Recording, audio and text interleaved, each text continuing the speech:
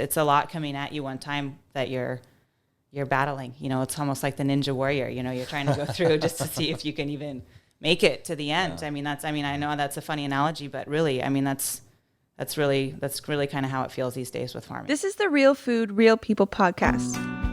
Local food and family farming are so important to the future of our food system. But at the same time, our guest this week tells us that future is very unclear. And the reasons why she says family farms may not make it in this state might not be what you expect. We talked with Madison McPherson, who's a family farmer orchardist in the Chelan-area, farming cherries and apples. What a cool conversation as far as her story and how she got involved in farming, and now what she sees as her biggest concerns to be able to keep her small family operation going. I'm Dylan Honcoop. This is the Real Food, Real People podcast. I'm glad you're here. I'm glad you care about the future of our food system and farms and everyone connected with our food here in Washington State. And Madison's words this week are super important to hear. Also want to thank our sponsors, Dairy Farmers of Washington. They get this. They're concerned about this as well. wadairy.org is their website, so go check that out. You can even get a virtual farm tour right online to check out what life is like on Washington dairies. Mana Insurance Group supports the podcast as well. We really appreciate them and their hands-on approach to helping real local individuals and families and businesses insure themselves and plan for the future rather than just wait for something to go wrong. So love their support and what they're doing there. Williams, powering your clean energy future. They're thinking about the future, and we appreciate them supporting this podcast with a community grant, as well as Washington Red Raspberries supporting what we're doing here, sharing the stories of real farming here in Washington State. So we go now to the Chelan-area. We talk with Madison McPherson, family orchardist there, about what's really going on with family farming here in Washington State. Thank you first for talking to me right in the middle of season. Thank right? you. Yeah, yeah. I'm amazed that you made time to have this chat. It's a busy time of year. Talk about what's going on right now. Right now we are getting ready to, this was good timing. We're taking a break between cherry varieties. So we're just gearing up for our really big glut, basically, of cherry picking here. And at the same time, we've just started finishing up getting all of last year's apple crop out of storage. So lots of things churning and burning. Yeah. So what's the next big variety that you're going to pick? We're going to start Skenas on Friday. Skenas. So, yeah. Mm-hmm. And for people who aren't familiar, what are those like? Those are just, they're red. They're a nice red cherry. They're one of your standard red cherry, dark red cherries that you'll find in the grocery store. So they don't really call out varieties when you're buying them, but we know them by that. So I think the two, and I've talked about this on the podcast before, I think the two that you'll see in the store named are Bing and Rainier. Rainiers. Yep, that's it. Yep. Those are the ones everybody knows. But there's all the, there's the Skenas, there's, all, let's see, the Sweethearts, all those kinds as well too. Yeah. So where do your cherries go? We have our cherries going to Custom Star Ranch, Moniana. So, and they distribute those for us, and they do a really good job. So. And they'll be in grocery stores. They'll be in grocery stores all over the country. Yep. How far do they go? Do you know? I'm not sure on the cherries. I know our apples make it all the way to the East Coast, so down south even. I know I got a friend down there in Georgia who looks forward to eating those. So. Apples are easier though, right? Yes, to get a long way. They are, very much so. Cherries won't last that long. Cherries won't last long. There's still an international market for cherries, but that's a hard one to do too. It's much better if we can get them locally done. So. Because of that reason. Yeah. So when you start picking those Skenas, what's going to happen? What will life be like around here? Well, it'll depend what the heat is doing. Yeah. For sure. That's been, like I said, this is our second wave of cherries. So when we were picking last week, it was nearly impossible with the weather as far as the elevated temperatures. So we're really anticipating early mornings and having to stop early. What's the purpose for that? For the fruit or for the workers? It's a little bit of both. But we have standards regardless of what's going on with the fruit. We do have standards for our workers, whether it's too cold weather or too hot weather. And then also for the fruit, especially with cherries, you just really can't pick them over 80 degrees. That 80 to 85 is really where they start to get just too soft to handle. So it's hard to put good fruit in the lug. How early do you start in the morning then? We're going to have to see. Last week we were starting about, 3:34 in the morning if we Wow. could. Yeah. So it was early. And then, but we were basically done by, 10 or 11, the way the temperatures were fanning out. So is there any light at 3:30 in the morning? There's not Can't say much. I've gotten up that early lately. Yeah, no, there's a little bit, 4 is a little bit. If you can get everyone at 3:30 and get get all their stuff and their gear going and everybody, ready, then we kind of just waiting on the light. So what will your job be once harvest really kicks up again here soon? My job is basically to just do additional support with the orchard. So my primary role is for storage for our apples here. But then I really, especially this time of year when I have a little more time now that I'm not having fruit in my building, we only store apples, so no cherries. I really just run support on anything that might need help with as far as admin's concerned, or problems that pop up like with irrigation or we got a well, issue go going get down. parts. Yeah, exactly. Go help fix this, Yep. bring this over there. Yes, yeah. So just, basically it's kind of just all hands on deck. And so you never really know what you're going to be doing in a day. You just help out where you can. So, and then, here at the cold storage, we still have a lot of stuff going on to prep for, this new year. So I will also still be here making sure that we're getting ready. So how long are your days during harvest? During harvest, during apple harvest, my days can be 16-hour days. Yeah. And with 2 kids at home and, with my husband pulling similar hours, it's a big challenge, but it's a short window, and it's important. So you just got to buckle down, but it's an intense time to say the least. Yeah. So what's your husband's role? What kind of stuff is he doing then on the farm? He is, he's basically the manager, the lead grower. So he's making sure that everybody is doing, what they need to be doing.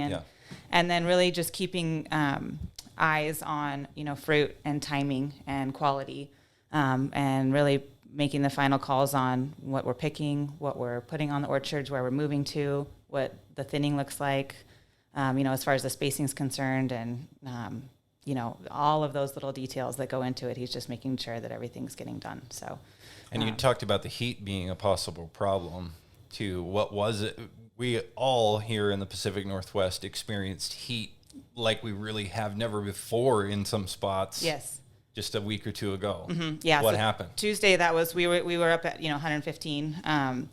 It's which is just hard. I mean, for any if you even have your home plants, you would notice that they are stressed out. Doesn't matter what you do. So they just don't tolerate that, specifically for the amount of time, how many days we've had, the heat, when the nights are only getting 80, 81, 82. It's really possible.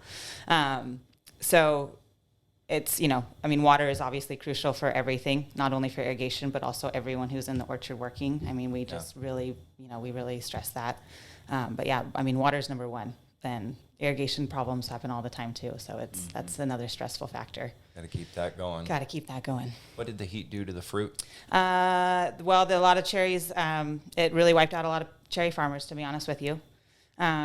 We have, I think we were really lucky. Our pack outs, these last pack outs, we did get some, but they were lower than ever, in the 40s. But I know a lot of farmers who had to send theirs, just normally the fresh cherry market, and treat them like, briners. So they were going to, juice concentrates or pies and things like that, and just not getting that same dollar value that they would if they were going to the fresh market. So frost was also a big issue this year. So now between the frost and the heat and the sunburn, it's just been kind of one thing after the other. So what does that do to harvest? Where are people at? 50% of what they expected? 75? I would say some people are looking at a total loss. I know people who are looking at a total loss. Really? I know people who are, I think if you're getting 40 to 50% right now, you're doing okay. Wow. And I think, it just depends too. I mean, if you're a lower elevation, where it gets hotter and longer, that's a little different. If you had the earlier cherries, if you were really planning to pick, it's all about timing, right? So some people who are lower elevations, if you have an early cherry variety, versus your higher elevation with the later cherry variety, you're going to get affected a little differently. So I think, unfortunately, that lowland fruit that was not on the water really got fried. So and on the water. So if something's close to the Columbia River. Sometimes you get Columbia River or, even Chelan, you get that, what they call that lake effect. Yeah, that, keeps it cooler. A little bit. But I mean, not when you're talking about triple digits for a week straight. There's Crazy. There's no cool. Yeah. Yeah. What are people saying? It's got to be a lot of heartbreak, I would think. A lot of heartbreak. Yeah. I think it's, farming is just getting tougher and tougher. It really is. There's no easy way to say it. It's hard to think that it will keep getting tougher than it is now.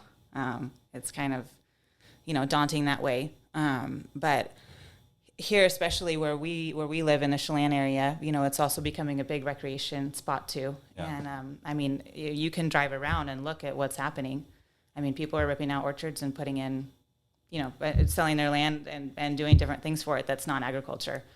So what are they doing? Putting houses on it for people on vacation? Putting houses on it, yeah. So, big swaths of orchard land that was, green and irrigated and all of that and owned by the same family for, a few generations or, now you drive around. I mean, I grew up here. So, the landscape has changed a lot that way.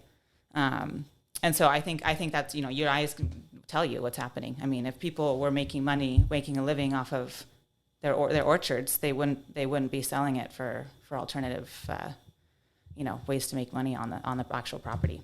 Yeah, that's how it works. You can't make money farming anymore. Why would you keep beating your head against the wall and barely scraping by? Exactly. And I think that people who are farming around here, because of the way this area is regarded now as kind of a destination spot. That is lucky for them. There's a lot of people who are in the same boat who don't have the same kind of recreation destination, and they don't get to benefit in that same way, as far as what land prices can go for. So that's I feel for people like that too. I know people out even Royce and stuff that are just having a hard time. So it's just smaller orchards now just have such a harder time keeping up with everything else with the bigger operations, because of the way that the labor is going as well, and costs just keep increasing. And I was going to ask what whether the costs are. if it's not one thing, then at the end of the day it's the weather, and so usually if you look at your trajectory, you can have a bad year, you can and the next year you have a better one, and you can kind of balance out those profits and losses. But with the labor, and then you go through an environmental impact, a weather impact, it's really hard to recover from. So you talk about it being so expensive, and the first thing you mentioned was labor. Mm-hmm. What's going on with that? Why is that the way it is? Well, I think it goes hand in hand with new regulation that goes in place. Back when I was growing up, we relied on a lot of migrant workers who would come up and do strawberries and then come up for apples, and relied on that that labor force basically there. Now we're not seeing those same type of workers coming up and doing that. I know for us personally, we rely on a lot of worker programs to bring workers up. Mm-hmm. So that is the cost to bring those people up is on the farmer. And then you have to provide housing for those people. Obviously, they're coming in from out of country, and then the government stipulates what you pay those people, which is higher than minimum wage, as stated as the adverse working wage. So in Washington State right now, that's $16.34.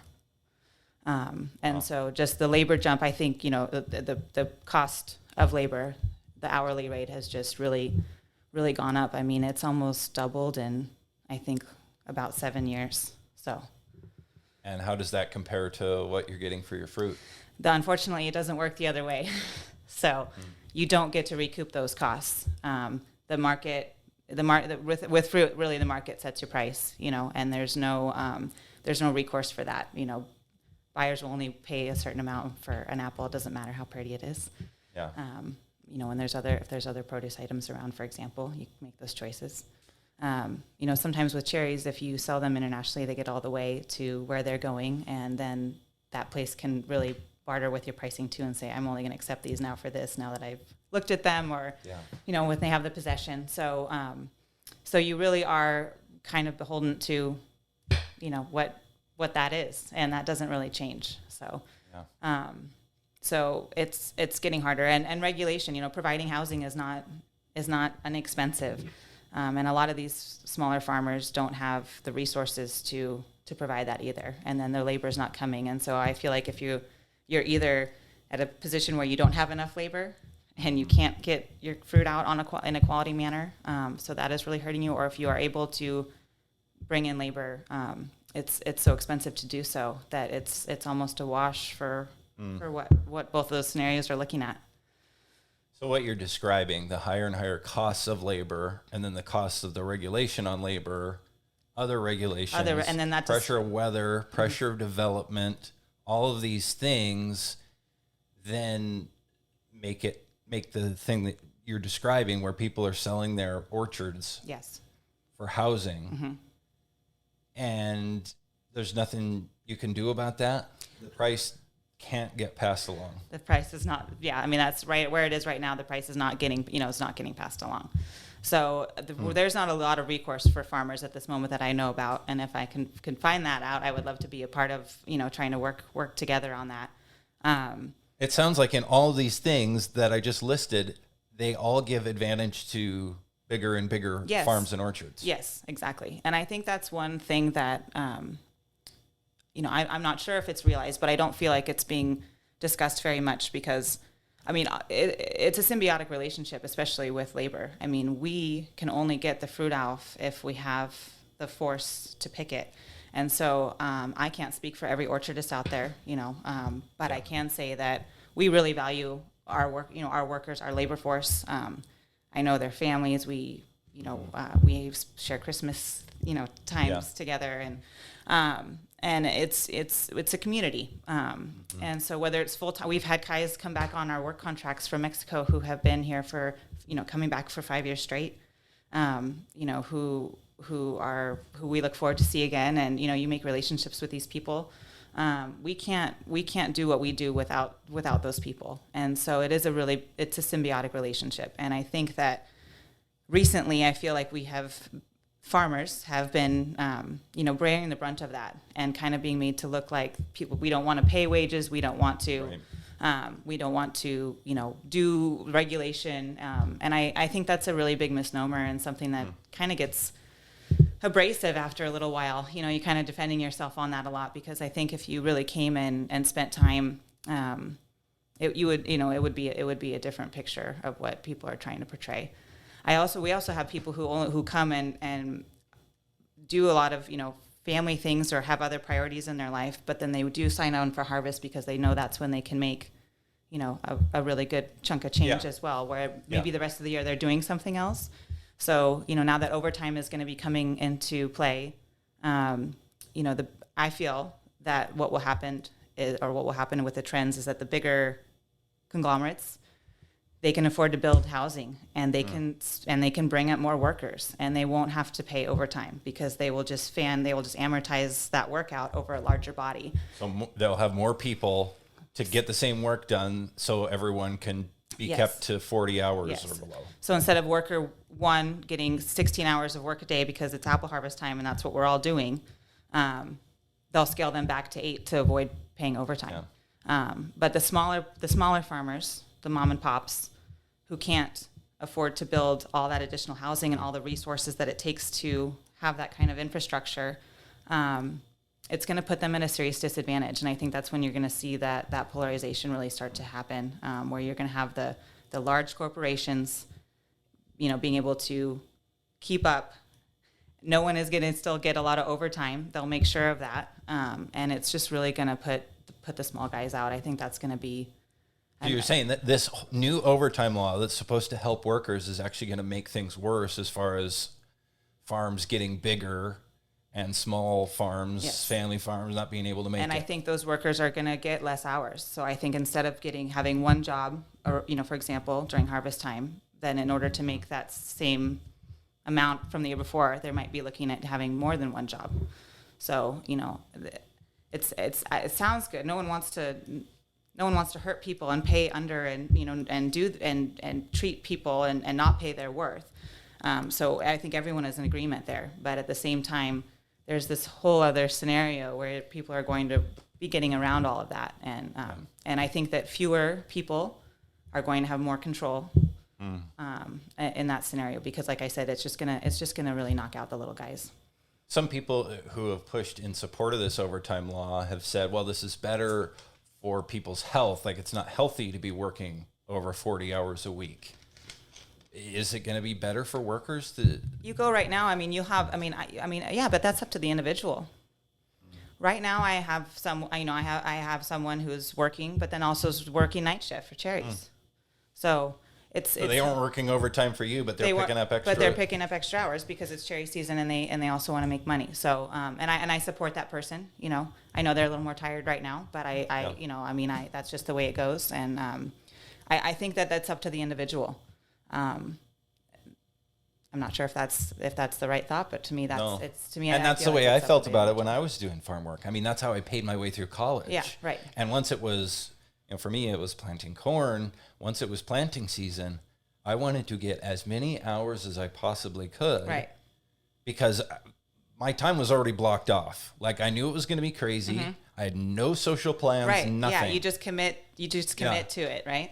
And in, 2 months' time or less, I could make enough money to pay for my entire year of college right. ahead. Yeah, right. Yeah, and then you have time to do other things and see your people and relax and decompress and all that kind of stuff. So, no, I totally get it. I mean, that's the way I operated. And it's because I think farming comes and goes too. It's so seasonal. Right. If I had to do that year round, of course, no one one could sustain themselves. Yeah, I remember one summer I worked 7 days a week. I had a jet ski job here, and I was trying to work towards my career when I was in college in the city for a minute, and at some point your body will start to break down at that kind of work. But I mean, then you stop if that's what you need to do. So I think it's up to the individual, and I don't think it should be, a blanket.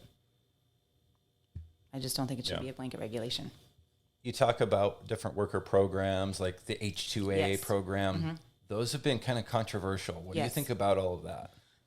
Well, they are controversial. I know that we wouldn't use it if we didn't have to. Mm-hmm. I know that there's when you go to that program, you are responsible to follow certain protocols to make sure that you are working to recruit domestic workers, advertising for that.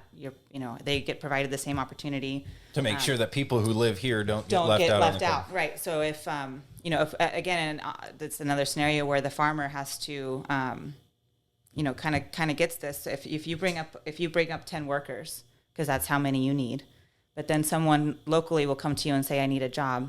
You are required to hire that person. Then you send your worker back to Mexico because you can only house 10 people. If you only have that much room, yeah. But you paid $1,500 to bring that first person up. And so if you have someone who's domestic, you have to send that person back, and you're just, you're out all of that. I know that, that doesn't maybe seem like a lot to some people. But when you are dealing with, a couple hundred workers, and that scenario is going to happen to however many, it's and again, it's proportionate for the smaller guys. It's just a harder hit every time for the smaller guys. So there's all these pressures that you are talking about with labor, the cost just of the labor. Yes. Then the added costs of the regulations and different things. The other regs that you were mentioning, and these all seem to give the advantage to the big farms. Yes. Yeah. So I think that you're going to end up watching those smaller guys, go by the wayside a little bit more, as the bigger guys are going to be able to outsmart, outskirt some of these, regulations. Like going back to the overtime, they're just not, they're going to be able to build more housing and keep their hours at a minimum versus a smaller person who's not going to be able to, add all that infrastructure to their orchard. So bring that many more people in. Yes. To keep them all at 40 hours a week. Yes. So no one gets overtime. Yeah. So no one's going to, I think there'll be a lot of the bigger guys working around that. They will just hire more people to amortize that work over. And that's, if you think about other jobs where overtime has been a thing. Right.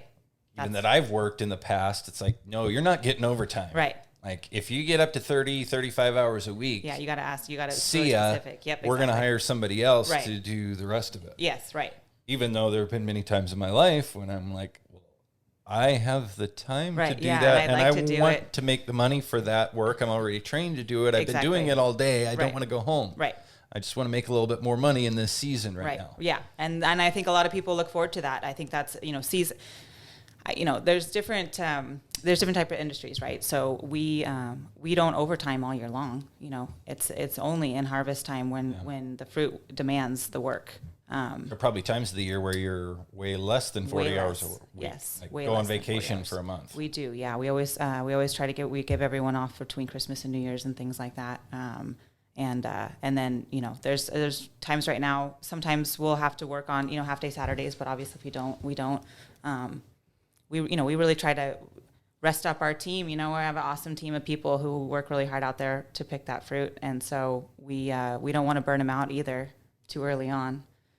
So we really try to keep the hours, regulatory during the the non-harvest time. For sure. So, like I said, a lot of these people have families and things going on outside of just work, hopefully. But then they also do really look forward to making that money. A lot of that money is made during the harvest season. So you're saying that the new overtime law, which is supposed to help workers, may not actually make them any more money, or may make them less money. Less money, yeah. I think overall you'll see that. I think that it's going to change that scenario where you have people who are really looking forward to just making a lot of money in a small season. And I think that in general, that's not. I think you're going to see people having to get two jobs during that time instead, or have another way to keep that flux of income in. And it's, like I said, I think that's really going to be what puts the little guys out too, is that they just can't afford to do that. And So the overtime law will give the advantage to big companies. big companies, yeah, because the little guys, they're not going to be able to keep up after a while. If they're paying time and a half and the other guy's only paying time, then Because they can get more workers. because they can get and more have workers, this- build more housing, and do all of that, get more buses and all that to get everyone where they need to go. I mean, it's a lot of infrastructure that you need to support a workforce like that. And all that infrastructure is to be able to have workers here on some of those work programs that you talked about. Correct. Like H2A. Yes. Talk about that. That's been controversial. Yes. Why? I think it's because people think that the jobs are being, preferred to people who are coming in from out of country. I know that's not the case. I mean, for us, we would prefer to hire domestic any time, and we recruit for that. We offer jobs for that. And then there is also rules in place when you do the H2A program that if someone comes up to you who's a domestic worker and you have hired an H2A guy, and if you don't have room for that domestic guy, you send your H2A guy home and you give that to the domestic worker. So there's a lot of safeguards in place so that people can't abuse that. So you prefer to get that local worker? Oh yeah, for sure. It's for one, it's less money for the farmer to hire that local worker because of the initial cost to bring the other worker up from Mexico or anywhere, usually from the southern countries. But that's interesting because I've heard the critics of those programs say, well, it's just a way for big farms to get extra cheap labor. I disagree with that, because if you when you're going through those programs, not only do you don't even pay minimum wage, that you have to pay the adverse working wage, which is actually higher than minimum wage. And so anyone who's domestic in that regard would also be getting that adverse working wage. So if you have a farmer who's actually not working, who's not doing the H2A program, you would actually have the opportunity to make less per hour potentially with that farmer. So the other part of it, unfortunately, is that we're looking at, situations now where we're not getting any domestic help. And so you can't really rely on that. I mean, if you at the end of the day, you're running your business, you can only keep your employees that you have if you make money that year, no matter who they are. Right. And so if the workers aren't coming up, you have to do it. It's an insurance policy, and we end up sending people home sometimes, but every year it's less and less. We are not getting domestic people knocking on our door like we used to. So there is a worker shortage. There is definitely a worker shortage, and right now there's even more of a worker shortage. I think because of the extra cherry on top from this last year, where a lot of people have stepped away from the labor force and have because been, of COVID and all the programs. Yeah, basically unemployment has been huge, as far as getting assistance with that. I'm hoping that we'll start to see that change. I know just this last week, you now have to show that you're actively trying to get a job to do that. So maybe that'll get everyone, kind of figured out. I think that whether you're in a restaurant industry right now or agriculture, I mean, I've never seen so many help wanted signs in my town for work. So I think it's a problem across the board. We've been experiencing it more and more every year, I think more so, but I think everyone has had a bump up, from COVID with this last year.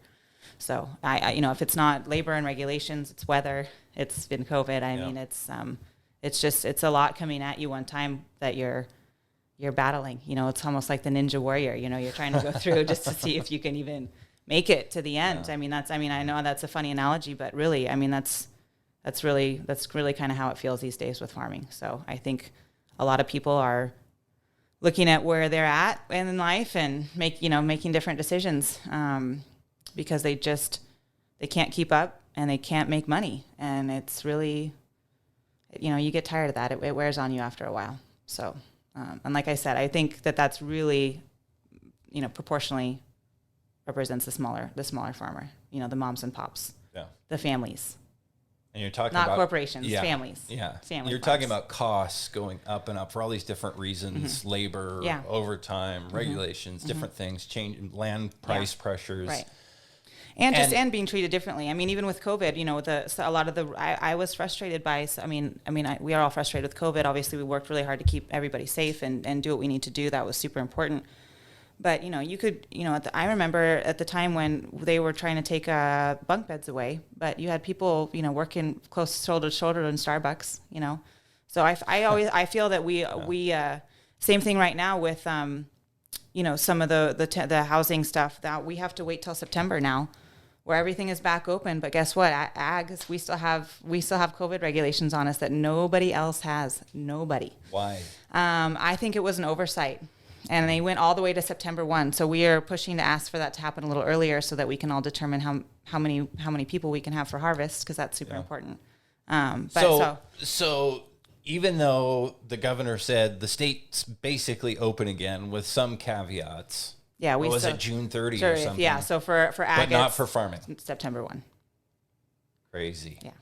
When does apple? And I'm sure apple harvest is kind of like prime time. For and it'll be interesting this year with all the heat, how what that does to timing, and how the rest of the summer looks, obviously. But last year, I know that we started picking, in the 20s of August usually for early Honeycrisp. Late August.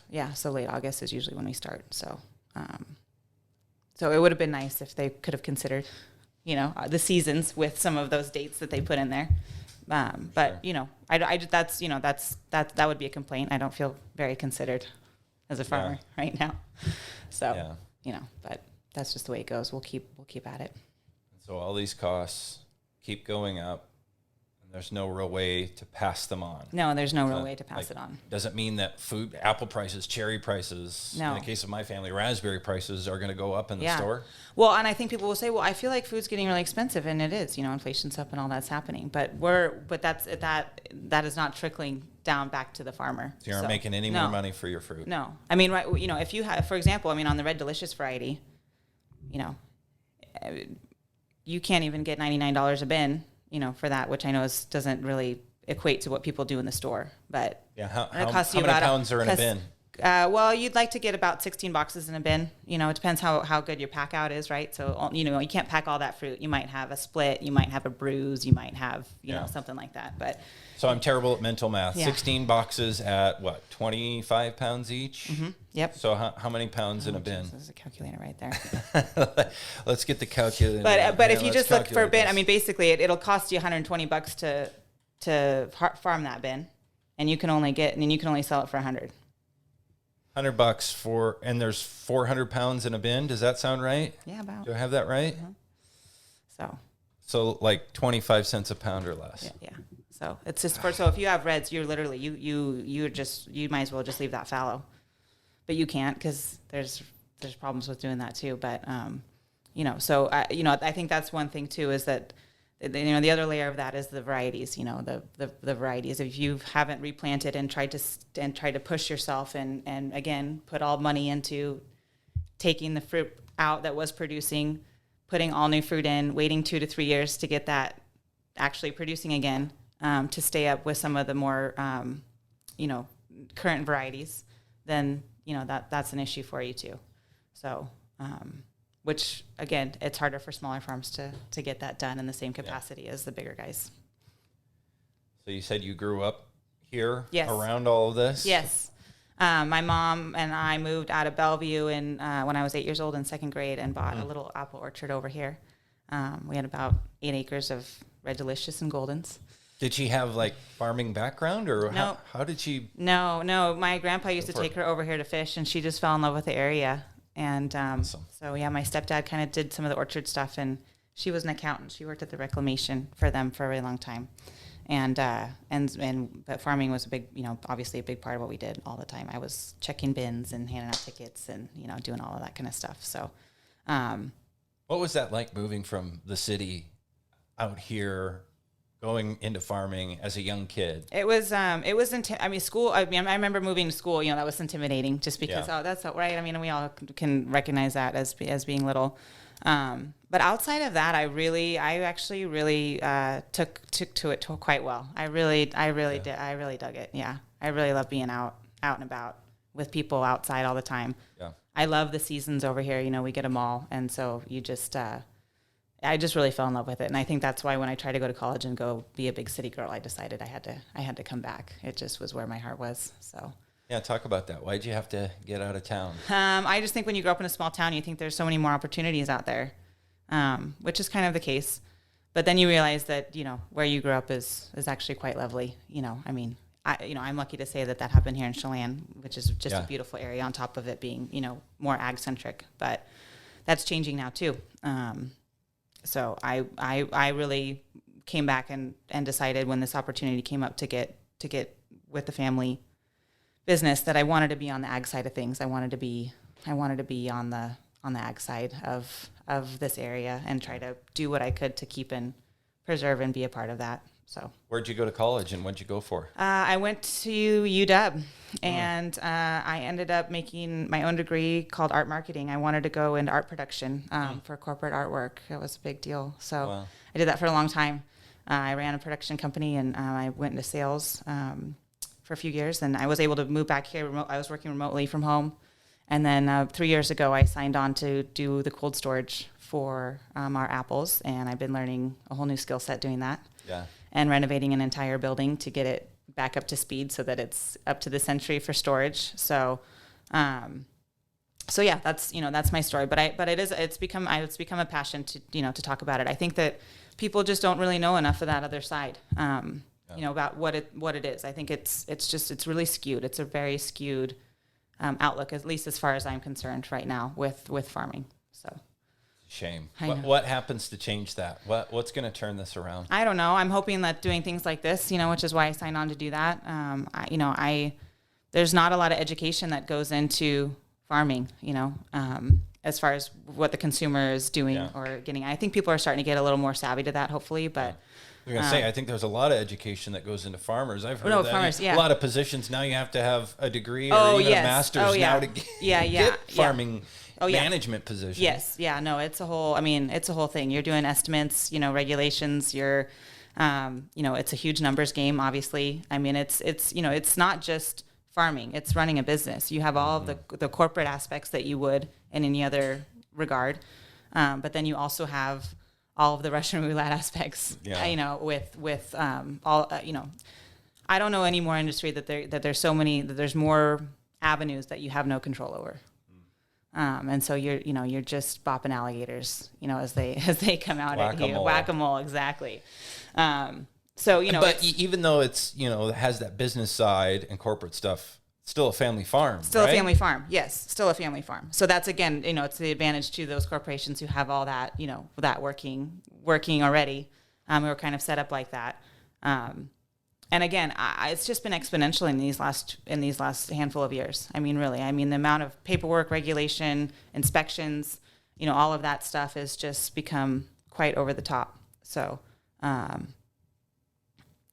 that's what's killing the little guy. Is, like I said, it's polarizing. And I think that's what people don't understand, is that there's some really big farmers out there, corporations, and I call them farmers, but they're really, they're not what we think of when we're talking about, the family farmers, the mom and pops. It's just a different scenario. So, just like any other corporation, they have the loopholes, they have all, the stuff, the infrastructure and the money to back that, and the ways to work around things. So, yet at the same time, a lot of these different rules and things that are changed in theory to make various things better are making it worse for the small guy. Yes, and I think that will actually trickle down to making it worse for the worker too. Like going back to the overtime scenario, where I think that that person will have to look at getting a second job because they're not going to be able to make that seasonal influx. So it'll be interesting, and the larger guys are going to be able to play that game, and the smaller guys aren't. That's exactly the opposite of what we want. But it's exactly the opposite of what we want. I feel like it's the opposite of what we're getting told too. Farmers are bad. We hate everybody. We hate our workers. We just treat people really horribly. And I just from what I know and where I grew up, in my area, that couldn't be further from the truth. Like a tale of many unintended consequences. Yes. Where overtime law is supposed to help workers and help them make more money, livable wage, ends up making them make less money. Yep. And puts out the mom and pops. Yes. Where there is that real community, and they're all basically, even though not related, family together. Yeah. No, it's getting rid of that. It's getting rid of that. And to me, that's what you want to keep. That's what you want to keep, is the community. The small family farmers, the diversification. Among those people. And none of these regulations that have been put in place are geared for that. All of those regulations that are put in place have been to squash those people. Now they can sound really good when people are talking about them in a certain way. Yeah. But there's no light shed on the other part of that. And I think that's the other part of it, is that people just assume that these farmers are one guy who owns a ton of stuff, and that's just not true. There's just 3 or 4 generation family farms that are just scraping by on a few acres and have had the same workers for years and years and years, and they're not going to be able to do it. So, well, good luck to you. Thank you. You've got a lot of harvest ahead, I know. Yeah. Between finishing cherries and then getting on to apples. Mm-hmm. We'll see. I hope the weather cooperates a little bit so that we actually have something to look forward to work for. So yeah, that's the way it is in farming, right? You never know until you get out and pick them. And my father-in-law always comes to mind on that, because he would always he would get done and he'd just say, I just hope I could do it for one more year. And it's not because he was getting too old or anything. It just literally was, I hope that I can make enough to put it back in just to do it again. So you try to keep that mentality as best you can, I think. But it's hard. So hopefully we'll see. Thank a farmer, hug a farmer. Well, thank you for being willing to do this and taking time out of a busy time of year to sit down and chat. Well, thanks, Dylan. Thank you for kind of shedding light and giving people a voice to talk about this. So, absolutely. Yeah. This is the Real Food, Real People podcast. These are the stories of the people who grow your food.